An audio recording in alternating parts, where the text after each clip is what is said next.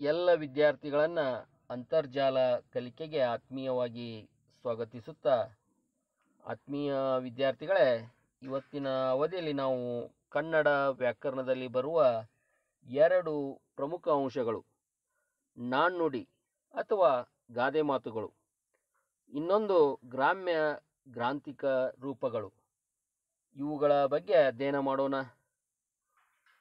ಸಾಮಾನ್ಯವಾಗಿ ಪರೀಕ್ಷೆಯಲ್ಲಿ ನಾಣ್ಣುಡಿಗಳು ಅಥವಾ ಗಾದೆಗಳ ಬಗ್ಗೆ ಪ್ರಶ್ನೆಗಳನ್ನು ಕೇಳ್ತಾ ಇದ್ದಾರೆ. ಅದೇ ತರನಾಗಿ ಗ್ರಾಮ್ಯ ಗ್ರಾಂಥಿಕ ರೂಪಗಳನ್ನು ಬರೆಯಿರೆಂದು ಸಹಿತ ಪ್ರಶ್ನೆಗಳನ್ನು ಕೇಳ್ತಾ ಇದ್ದಾರೆ. ಈ ಎರಡು ಅಂಶಗಳು ಅತ್ಯಂತ ಮಹತ್ವದ ಅಂಶಗಳು. ಗಾದೆಯ ಅಥವಾ ನಾಣ್ಣುಡಿಗಳ ಅರ್ಥ ಗೊತ್ತಿದ್ದರೆ ನೀವು ಅವುಗಳ ಬಗ್ಗೆ ಒಂದು ವಾಕ್ಯಗಳನ್ನು ರಚಿಸಿ ಉತ್ತರಗಳನ್ನು ಬರೆಯಬಹುದು. ಅದೇ ತರನಾಗಿ ಗ್ರಾಮ್ಯ ಮತ್ತು ಗ್ರಾಂಥಿಕ ಇವುಗಳ ವ್ಯತ್ಯಾಸ ಗೊತ್ತಿದ್ದರೆ ಮಾತ್ರ ನೀವು ಇಂಥ ಪ್ರಶ್ನೆಗಳಿಗೆ ಉತ್ತರಿಸಲಿಕ್ಕೆ ಸಾಧ್ಯ ಆಗ್ತಾ ಇದೆ. ಇವುಗಳ ಬಗ್ಗೆ ಒಂದಿಷ್ಟು ವಿಚಾರಗಳನ್ನು ನೋಡೋಣ. ಮೊದಲನೇದು ನಾಣ್ಣುಡಿ ಅಥವಾ ಗಾದೆ. ಈ ಗಾದೆಗಳ ಬಗ್ಗೆ ಅಧ್ಯಯನ ಮಾಡೋಣ. ಗಾದೆಗಳು ಜನಜನಿತವಾಗಿರ್ತಕ್ಕಂಥ ಅನುಭವಗಳಿಂದ ನುಡಿಯಲ್ಪಟ್ಟ ಸತ್ಯವಾಕ್ಯಗಳು. ಗಾದೆಗಳು ಅಂತಂದರೆ ಜನಸಾಮಾನ್ಯರ ಜೀವನದಲ್ಲಿ ಆಗಿರುವ ಅನುಭವಗಳಿಂದ ನುಡಿಯಲ್ಪಟ್ಟ ಸತ್ಯವಾಕ್ಯಗಳು. ಈ ಗಾದೆಗಳು ವಾಕ್ಯ ರೂಪದಲ್ಲಿರ್ತಾ ಇದ್ದಾವೆ ಅಥವಾ ರೂಪಕ, ಉಪಮೇಯ, ದೀಪಕ, ಅಲಂಕಾರಗಳ ರೂಪದಲ್ಲಿ ಸಹಿತ ಇವುಗಳನ್ನು ನಾವು ನೋಡಬಹುದು. ವೇದ ಸುಳ್ಳಾದರೂ ಗಾದೆ ಸುಳ್ಳಾಗುವುದಿಲ್ಲ. ವೇದಗಳು ಸುಳ್ಳಾಗಬಹುದು, ಆದರೆ ಗಾದೆ ಮಾತುಗಳು ಎಂದಿಗೂ ಸುಳ್ಳಾಗುವುದಿಲ್ಲ. ಈ ಗಾದೆ ಮಾತುಗಳು ಜನಪದ ಸಾಹಿತ್ಯದಲ್ಲಿ ಬೆಳೆದು ಬಂದಿರತಕ್ಕಂಥ ಒಂದು ನಾಣ್ಣುಡಿಗಳು ಅಥವಾ ಗಾದೆಗಳು ಎಂದು ನಾವು ಹೇಳಬಹುದು. ಇವು ಜನರ ಜೀವನದಲ್ಲಿ ಆಗಿರುವ ಅನುಭವಗಳಿಂದ ನುಡಿಯಲ್ಪಟ್ಟ ಸತ್ಯವಾಕ್ಯಗಳು. ಈ ಗಾದೆಗಳನ್ನು ಹಲವಾರು ವಿಧಗಳಲ್ಲಿ ನಾವು ನೋಡಬಹುದು. ಪ್ರಕೃತಿಗೆ ಮತ್ತು ವ್ಯವಸಾಯಕ್ಕೆ ಸಂಬಂಧಿಸಿದ ಗಾದೆಗಳು, ಕೌಟುಂಬಿಕ ಗಾದೆಗಳು, ಪೂಜೆ ದೈವ ಸಂಬಂಧಿಸಿದ ಗಾದೆಗಳು, ಸಂಬಂಧಕ್ಕೆ ಸಂಬಂಧಿಸಿದ ಗಾದೆಗಳು, ವ್ಯಾವಹಾರಿಕ ಮತ್ತು ಪ್ರಾಣಿಗಳಿಗೆ ಸಂಬಂಧಿಸಿದ ಗಾದೆಗಳು, ಹಣಕ್ಕೆ ಸಂಬಂಧಿಸಿದ ಗಾದೆಗಳು, ಊರಿಗೆ ಸಂಬಂಧಿಸಿದ ಗಾದೆ ಮಾತುಗಳು, ಬಡತನಕ್ಕೆ ಸಂಬಂಧಿಸಿದ ಗಾದೆ ಮಾತುಗಳು, ಹೆಣ್ಣಿಗೆ ಸಂಬಂಧಿಸಿದ ಗಾದೆ ಮಾತುಗಳು, ಜಾತಿಗೆ ಸಂಬಂಧಿಸಿದ ಒಂದು ಗಾದೆ ಮಾತುಗಳು, ಸಾವಿಗೆ ಸಹಿತ ಸಂಬಂಧಿಸಿದ ಗಾದೆ ಮಾತುಗಳು, ದ್ವೇಷಕ್ಕೆ, ಸಮಯಕ್ಕೆ, ಊರಿಗೆ, ಹುಟ್ಟಿಗೆ, ಹೀಗೆ ಅನೇಕ ರೀತಿಯಲ್ಲಿ ಗಾದೆಯ ವಿಧಗಳನ್ನು ನಾವು ನೋಡಬಹುದು. ಈ ಗಾದೆಗಳಿಗೆ ನಾವು ನಾಣ್ಣುಡಿಗಳು ಅಥವಾ ಗಾದೆ ಮಾತುಗಳೆಂದು ಕರಿತಾ ಇದ್ದೇವೆ. ಇಂಗ್ಲಿಷ್ನಲ್ಲಿ ಪ್ರೊವರ್ಬ್ಸ್ ಎಂದು ನಾವು ಕರಿತಾ ಇದ್ದೇವೆ. ಇಲ್ಲಿ ಕೆಲವೊಂದಿಷ್ಟು ಉದಾಹರಣೆಯನ್ನು, ಗಾದೆ ಮಾತುಗಳ ಒಂದು ಉದಾಹರಣೆಯನ್ನು ನೋಡೋಣ. ಬೆಟ್ಟಕ್ಕೆ ಕಲ್ಲು ಹೊತ್ತ ಹಾಗೆ, ವೇದ ಸುಳ್ಳಾದರೂ ಗಾದೆ ಸುಳ್ಳಾಗದು, ಮಾತು ಆಡಿದರೆ ಹೋಯ್ತು, ಮುತ್ತು ಒಡೆದರೆ ಹೋಯ್ತು, 10 ಕಟ್ಟುವಲ್ಲಿ ಒಂದು ಮುತ್ತು ಕಟ್ಟು, ಮಾಡಿದ್ದನ್ನು ಮಹಾರಾಯ, ದೂರದ ಬೆಟ್ಟ ನುಣ್ಣಗೆ, ಯುದ್ಧ ಕಾಲದಲ್ಲಿ ಶಸ್ತ್ರಾಭ್ಯಾಸ, ಊಟ ಬಲ್ಲವನಿಗೆ ರೋಗವಿಲ್ಲ, ಮಾತು ಬಲ್ಲವನಿಗೆ ಜಗಳವಿಲ್ಲ, ಜಟ್ಟಿ ಅಡಿಗೆ ಬಿದ್ದರೂ ಮೂಗು ಮೇಲಿದೆ ಅಂದ. ಹೀಗೆ ಅನೇಕ ಒಂದು ಗಾದೆ ಮಾತುಗಳನ್ನು ನಾವು ನೋಡ್ಬೋದು. ನೀವು ಈಗಾಗಲೇ ಹಿಂದಿನ ತರಗತಿಗಳಲ್ಲಿ ಗಾದೆ ಮಾತುಗಳನ್ನು ಬರೆಯುವ ರೀತಿ ಮತ್ತು ಹಲವಾರು ಗಾದೆ ಮಾತುಗಳನ್ನು ನಾವು ನಿಮಗೆ ತಿಳಿಸಿಕೊಟ್ಟಿದ್ದೇವೆ.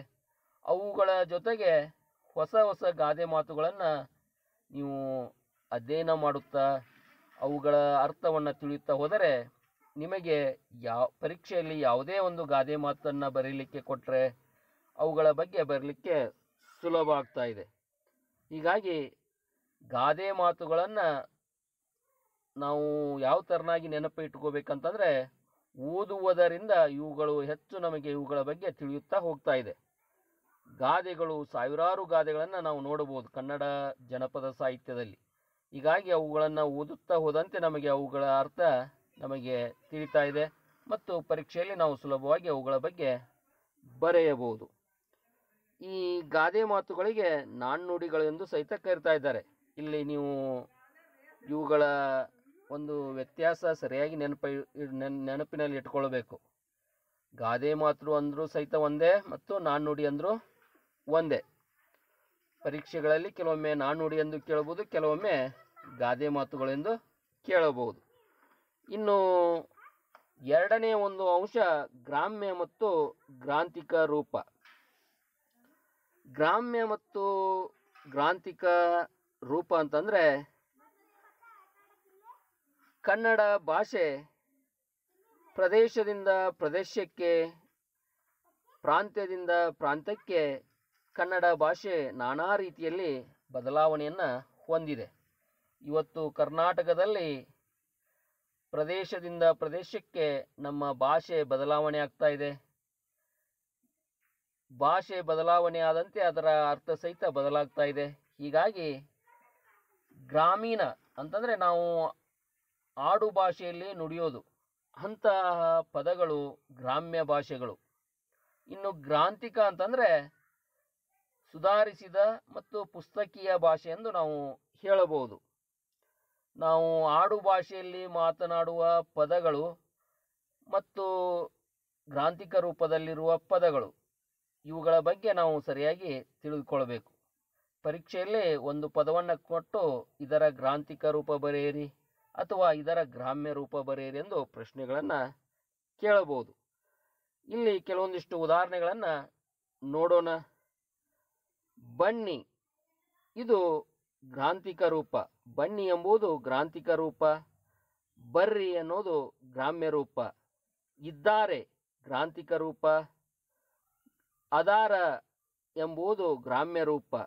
ಹೇಗೆ, ಹೆಂಗ, ಕೂಡು, ಕುಂಡ್ರು, ಮನೆ, ಮಣಿ, ತಿಂಡಿ, ನಾಷ್ಟ, ನ್ಯಾರಿ, ಅಮ್ಮ, ಅವ್ವ, ಒಳ್ಳೆಯದು, ಚಲೋ, ಚಲೋ, ಈ ಥರನಾಗಿ ಒಂದು ಗ್ರಾಂಥಿಕ ರೂಪ ಮತ್ತು ಗ್ರಾಮ್ಯ ರೂಪಗಳಲ್ಲಿ ಒಂದು ಬದಲಾವಣೆಯನ್ನು ನೋಡ್ಬೋದು.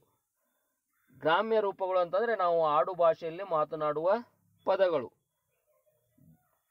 ಗ್ರಾಂಥಿಕ ರೂಪಗಳಂತಂದರೆ ಪುಸ್ತಕೀಯ ಅಥವಾ ಗ್ರಂಥದಲ್ಲಿರುವ ಒಂದು ಸುಧಾರಣೆಗೊಂಡಿರ್ತಕ್ಕಂಥ ಪದಗಳು. ಇವು ಗ್ರಾಂಥಿಕ ರೂಪದ ಪದಗಳು. ವಿದ್ಯಾರ್ಥಿಗಳೇ, ನಾಣ್ಣುಡಿಗಳು ಅಥವಾ ಗಾದೆಗಳು ಅಥವಾ ಗ್ರಾಮ್ಯ ಗ್ರಾಂಥಿಕ ಇವುಗಳ ಹೆಚ್ಚೆಚ್ಚು ಇವುಗಳ ಬಗ್ಗೆ ಅಧ್ಯಯನ ಮಾಡುತ್ತಾ ಹೋದಂತೆ ಇವುಗಳ ಬಗ್ಗೆ ನಾವು ತಿಳಿಯುತ್ತಾ ಹೆಚ್ಚಿನ ಒಂದು ಜ್ಞಾನವನ್ನು ಪಡೆಯುತ್ತಾ ಹೋಗಬಹುದು. ಹೀಗಾಗಿ ನಿಮ್ಮ ಒಂದು ಪಠ್ಯ ಪುಸ್ತಕದಲ್ಲಿ ಬಂದಿರುವ ಪದಗಳನ್ನು ಸಹಿತ ನೀವು ಅಧ್ಯಯನ ಮಾಡಬೇಕು, ಗಾದೆ ಮಾತುಗಳನ್ನು ಅಧ್ಯಯನ ಮಾಡಬೇಕು. ನಿಮ್ಮ ಮನೆಯಲ್ಲಿ ಹಿರಿಯರಿಂದ ಸಹಿತ ನೀವು ಗಾದೆ ಮಾತುಗಳನ್ನು, ಗ್ರಾಮ್ಯ ಗ್ರಾಂಥಿಕ ಪದಗಳನ್ನು ಕೇಳಿ ತಿಳಿದುಕೊಳ್ಳಬಹುದು. ಈ ಎಲ್ಲ ಅಂಶಗಳನ್ನು ಅಧ್ಯಯನ ಮಾಡಿರಿ.